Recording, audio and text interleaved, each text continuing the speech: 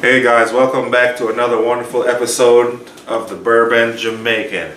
Today we got a bottle and bond lined up again. I did one yesterday with a different lineup of bib, but this bib is definitely something to look forward to. They are all out of Heaven Hill, and it's all... Is this all of Heaven Hill's bottle and bond? The only one we're missing is the Rittenhouse Rye, Okay. but we don't have a bottle of that, and plus it's a rye. It would probably stand out with these. Yeah. Kind of stand out like that yellow corn is. Yeah, the mellow corn. We poured these up for the blind and then realized that mellow corn is just super light and you can obviously tell what it is. So we thought we'll leave it in and kind of leave it as a control since it is the cheapest and just, I've not had it before anyway, so I'm kind of curious to see how good it is. You'll be surprised. But yeah, I'm excited to try these. I mean, you're looking at four years all the way to 10 years. So all right. Well, let's start from left to right. Right off the nose, you get that caramel kind of caramel corn. Yep. Little oak. It's a little dusty, kind of like how you were saying, like old book kind of in that last video. Like a cellar age, so this is because I think when we did that, it was getting like the very old Barton because it's like real aged. Wow.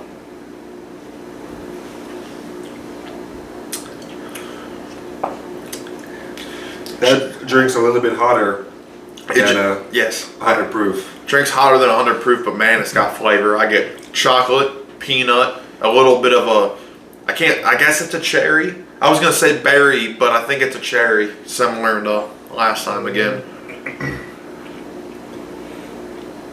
That could be your Heaven Hill. Alright. But yeah, Heaven Hill, similar to Jim Beam, is known for a nutty profile. And I get like a little bit of like a chocolate covered peanut on that one. Alright. Well, glass 2 is obvious.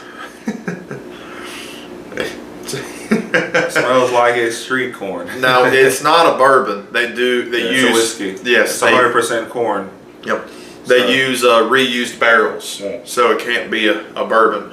But yeah, I mean, you look at this and it's almost like water in color. Well, it's almost like a white Zinfandel, like wine look almost. But tastes amazing. You get that corn finish. It's almost eating like it's taking a bite out of a fresh cornbread at Cracker Barrel. Yes, I agree. Cornbread. Yeah. It's actually not bad. Yeah, I've seen a couple guys posted.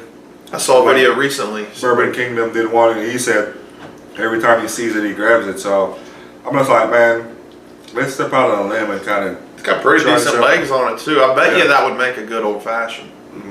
It'd be different. It'd be very different. I'm normally using rye to make old fashioned. Instead of using a rye for the spice, or a lot of people like to use Elijah Craig or Woodford to make it sweeter. This would be really different. Yeah, that's pretty good. I'm starting to like that. It's just like a... I like how it's got a little bit of an oakiness to it. Yeah, just like that. You get that corn, oaky finish. Alright, so it's scary. You could sit down and drink a whole bottle of that. It's scary. It might witness blood. Yeah. I'm not sure. It might witness I don't know. This one smells really good. This one has a really rich oakiness to it. Yeah. Well, you can tell by the color. It's got great legs. So I think it's a little darker than glass 1. Yeah.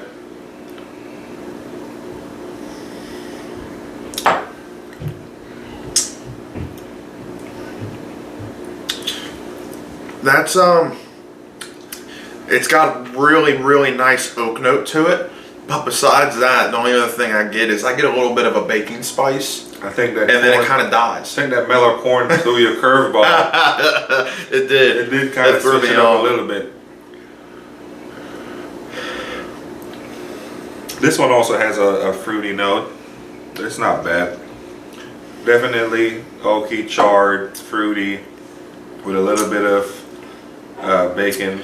Yeah, spice. I went back to glass 1 to go ahead and reset my palate, and I think it's similar to glass 1, but not as complex. This is going to be a tough one, even with the mellow corn in there. They're all so different. Yeah. This is going to be different. It's almost a little floral for me now, glass 3. Yeah. I think glass 1's my front runner so far, but mellow corn's pretty good. It's a surprise. Oh, this one might take the cake. Smell like Grater's ice cream, like that blue, that one. What's the one they always come out with once a year? It's like that blueberry. I know what you're talking about. I can't remember the name. It's like It does have a creaminess to the nose. Like very creamy.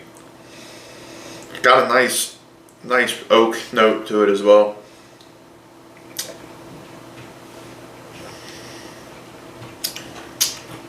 That's really good. It's like a vanilla ice cream. Yeah, and it coats well. You get that, it coats your tongue like completely, and then it's just warm going. You get that warm Kentucky hug. My only complaint about this one is it's not complex. It's kind of a one note. It's just vanilla ice cream, and then it's got a long finish. It's very viscous, but it's just a one noter for me, which I don't mind. I like it sometimes. It's Woodford Double Oak's kind of that way for me. Yeah. Graham cracker, marshmallow, and that's it. But there's sometimes it's just what you're craving. Yeah. If you want vanilla ice cream, this is what you're gonna pour. Exactly. A great dessert after a good meal.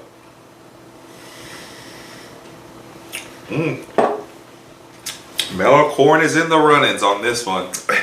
I didn't think it would, but surprisingly, it's hard.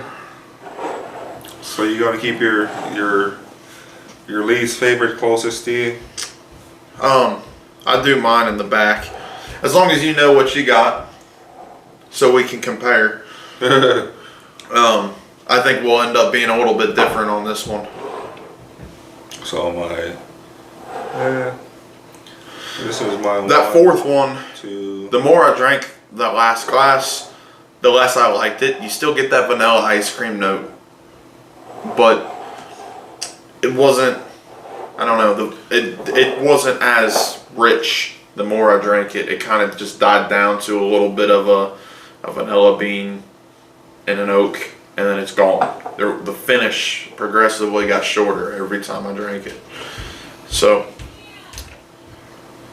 I mean, none of these are bad. I'd recommend all of them. I mean, the other thing to consider too is, I mean, you're looking at a $17 bottle of mellow corn to a $65 bottle of McKenna. We do have these increasing in price, and none of these are bad. The mellow, I didn't even put the mellow corn at last, to be honest with you. And I think I might have to go out and get a bottle of mellow corn. Yeah. So I'm still contemplating, because these two are pretty good. This one is okay. That's fine. I'll keep the people entertained. All right. Well, all right. So closest to you is your favorite, right? Yeah, that's what I did. All right. So let's do. McKenna's one of my favorites. I've got several bottles of McKenna at the house, but with it being a single barrel, you have to keep that in mind before you buy one. I would not overspend on a McKenna. Some of them are fantastic. I've had some really, really good Henry McKenna bottles, but then I've had some that just aren't for me. Like, they're sometimes a little floral, sometimes they're kind of just one-noters, sometimes they're earthy, but I've had some that are just complete butterscotch bombs, and it's like, wow, I want a whole barrel. I want a whole case of bottles from that particular barrel. Yeah. But, you know, you don't know until you try it. All right. So I'm ready. All right. So my last place. My last place was Evan Williams. Evan Williams. My third place was the mellow corn. Third place, mellow corn. Cool. And my third place. My second is Henry McKenna. And yours is Heaven Hill, which means we're opposites, and my first is Heaven Hill. And mine's Henry McKenna.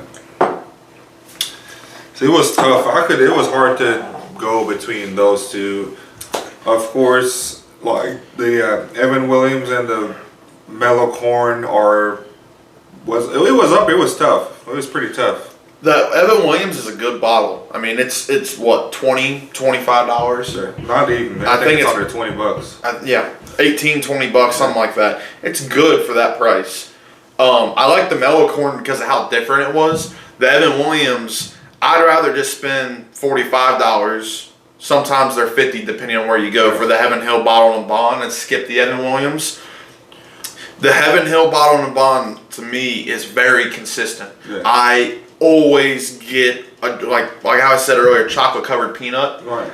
I've noticed that I've gone through. I think I'm on my third bottle at the house since I had started buying these, and I guess what, year and a half, 2 years, and they're consistently The same.